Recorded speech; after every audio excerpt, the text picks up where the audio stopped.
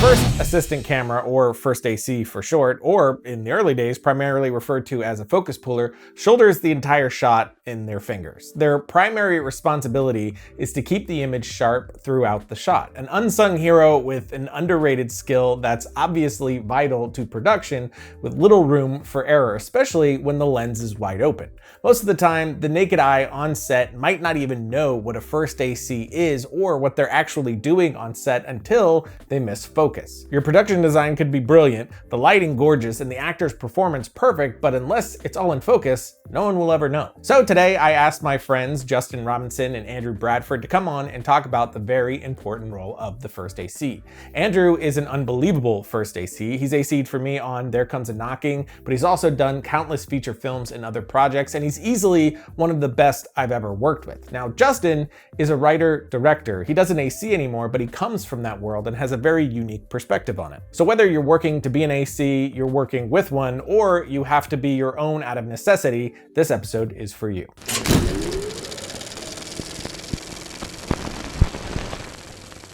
The responsibility of the first AC or focus puller is a lot more than just pulling focus or changing lenses. It's leading the entire camera department. 5 golf, take 1, Mark. So the camera doesn't just arrive on set built. It comes in a lot of different cases and a lot of different parts and accessories, and it's our job to put it all together and make sure that it works. So from going from tripod or sticks to Steadicam or dolly, or going to a car rig, or going to drone or Russian arm, whatever it is, it's our job to make sure that we can build it so it can transition from one to the other seamlessly, as well as making sure that it works the entire time. A first AC should take pride in their work, even in the camera build. You wouldn't want to walk on set and see a camera with cables hanging all over the place like a rat's nest. You want to keep a camera clean, cables going from one place to the other efficiently, and why not make it look good while you do it? And the same goes for the whole camera department, even to the second AC slate. Would you want it written careless and sloppy, or would you want it legible and clean? 8 Charlie, take 1, Mark. Great job, everybody. It's a skill set to be able to disassemble and reassemble the camera build efficiently. It's another skill set to be able to do it with an accurate ETA that you can give to your DP and first AD, even if it's just going from an EF mount to a PL mount. Every film set is a case-by-case scenario, but you're always going to find yourself into these unique situations where you might need to change the camera build and make it smaller for more difficult locations, whether you're in a bathroom or whether you're in the back of a car. And it's the first AC's job to be able to figure out how to make the camera build a little bit smaller, or be able to lose accessories when needed to be able to fit it into those tight spaces. At the end of the day, the first AC is essentially a technician. They need to know all the bells and whistles of the camera to be able to change the settings as the DP needs it. Whether that is something as simple as changing the shutter speed or being able to push record, or it's something can be more complicated like adding a LUT or changing the aspect ratio or frame guides on the camera. It's the first AC's job to make sure that they can help hopefully answer all the questions that the DP has. So the focus puller is not only the point person for just the DP, but also for the camera operator, the second AC, the camera PA or utility, and the DIT. From the top down, the first AC sets the tone. From how the camera truck is organized and kept clean, to how camera carts arrive on set, keeping them close, but also far enough away that they're not in eye lines of actors. Also pulling cards or mags, labeling them,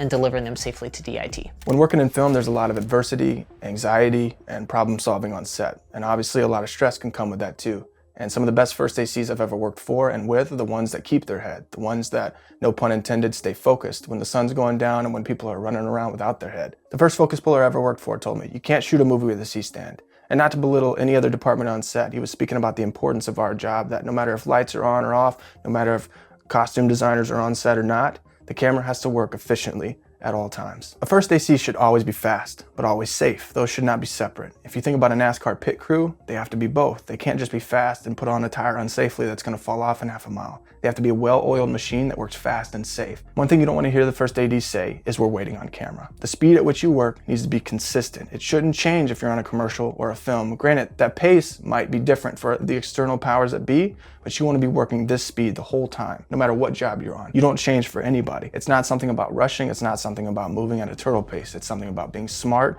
and being fast so that you're ready at all times. A few game-changing qualities of a first AC that will separate the average ones from the great ones are anticipation, patience, awareness, alertness. Good eyes help, good ears, and a good gut. A lot of focus pulling is following your heart. You can obviously follow your marks as you should, but sometimes you're gonna have to anticipate something organic. Before you go 10-2 or open that bottle of LaCroix, if you're in the moment, you might be able to hear an oncoming lens change before it's called. If you're in the moment, you might be able to anticipate that actor Something changed between action and cut so that next take, they might be leaning a little bit more forward. They might be a little bit more emotional. So instead of focus being on the nose or the ears, you're able to be in the moment and anticipate being on the eyes, which tell the story. So again, follow your heart, follow your marks, follow your gut, and listen well. Camera speeds. Sound speeds. 7, take 2, Mark. So I'm a writer-director, but I kind of fell into the camera department. That's how I grew up in the film industry. Back in 2011, I was pulling my own focus, shooting wedding films, which are a great training ground for pulling focus.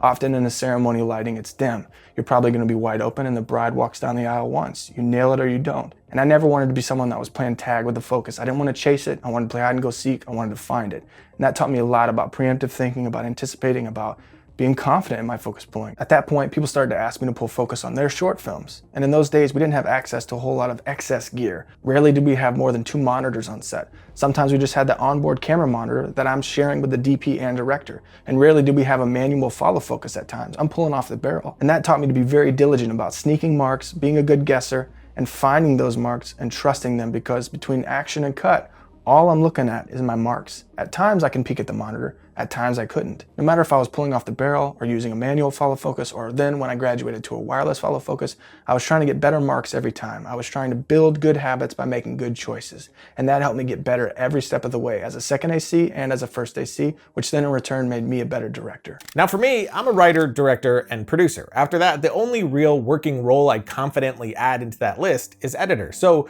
focus pulling for me, like many of us, is something I only do when I don't have a better option.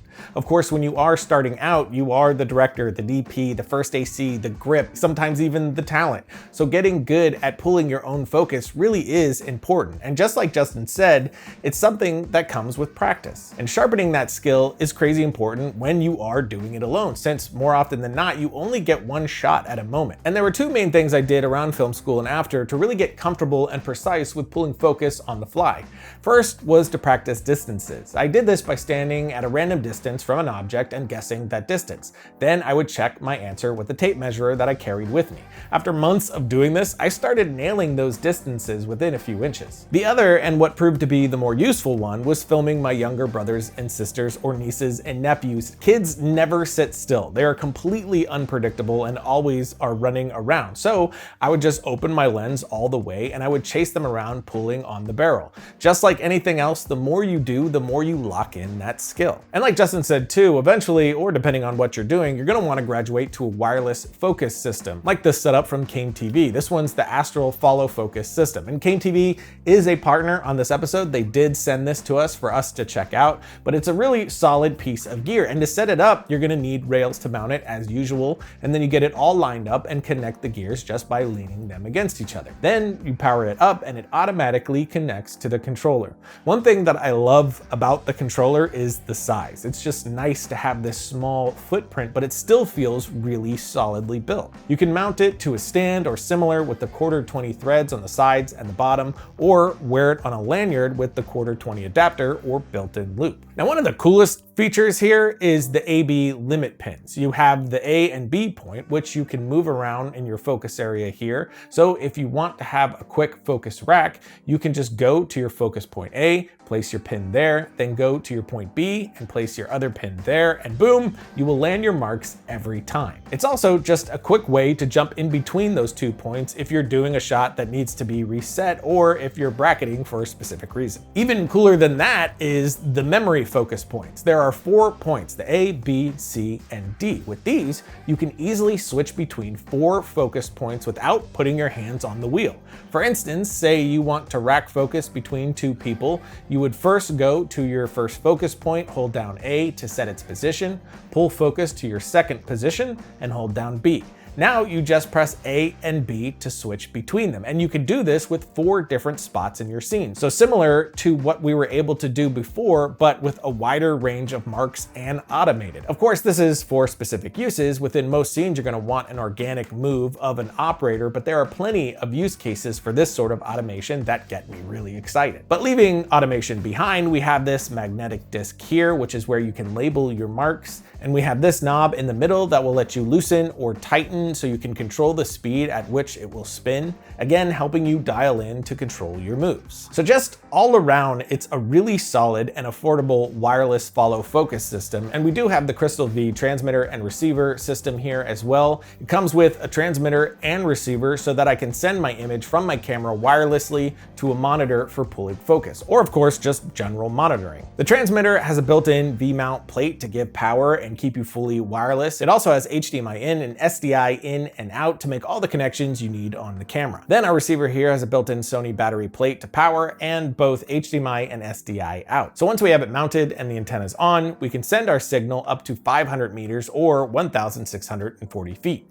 So you have a ton of room here to be away from the camera if needed and still get a solid signal. So whether you're on a gimbal or in another car during a driving shot or something similar, you can pull focus or zoom while being away from the actual camera itself. We've been testing both of these out for a few months now, and they are really solid. One thing that I love about Kane TV is that they make really solid gear, but they still keep it at a very affordable price for indie filmmakers. So definitely take a look in the links below to find out more about these two pieces of gear. But like I said before, even if you aren't an AC, you can get very simple with it and pull for yourself when you have to, which at the start, and often because of budget, we have to. But whenever it's possible, the best thing to do is to get a pro like Bradford. The proper process of pooling focus is knowing the math of the lens, the stop, and in return, the depth of field. So in a perfect world, once a DP has set up the frame, hopefully you'd have the knowledge and instruction that you know what's happening in the scene. Then you could gain all the measurements needed with a soft tape, hard tape, laser, or cine tape. Just a note on getting accurate distances. It goes from the talent's eye to the sensor of the camera, not anywhere on the lens or anywhere else. But at the end of the day, no matter how perfect your marks are, you are at the mercy of imperfection, and you have to be flexible. There are so many moving parts that rarely are two takes ever exactly the same. For example, the shot might be on the dolly, and there are at least 3 factors that might change how you'd have to pull focus. The talent might hit or miss their marks. The dolly grip might be moving at a different speed, and the camera operator might have to adjust to all of those.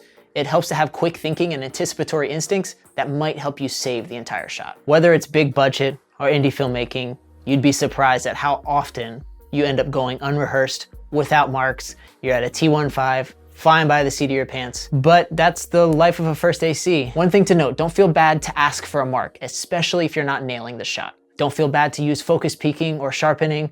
Don't feel bad to have to look at your monitor or solely use your monitor. There's a lot of factors that go into focus pooling. Do what you gotta do to keep focus, but trust the process of getting good marks, even if you have to throw them out the window. I talked about doing it yourself, but as a director, having a solid first AC like I did with Bradford on There Comes a Knocking is really invaluable. With any film, I'm always looking for that moment with my actors. You do your best to create an environment where they can find something honest and special, and just like some stunts that can only happen once, those little moments of magic often only really happen once. So knowing that the shot is going to be in focus is a massive stress reliever. And honestly, the role of a first AC is not talked about or praised enough. What they do really is invaluable to the process. So hats off to all you amazing first ACs out there. But that is it for today. A big thank you to Justin and Bradford for helping out with the episode. You can find more about them in the links below. We also just posted a blog post that dives more into this topic, so check that out in the links as well. And of course, if you're not subscribed, consider doing so. And if you do, make sure you hit the bell so you're notified when we put up new content. And until next time, don't forget to write, shoot, edit, repeat.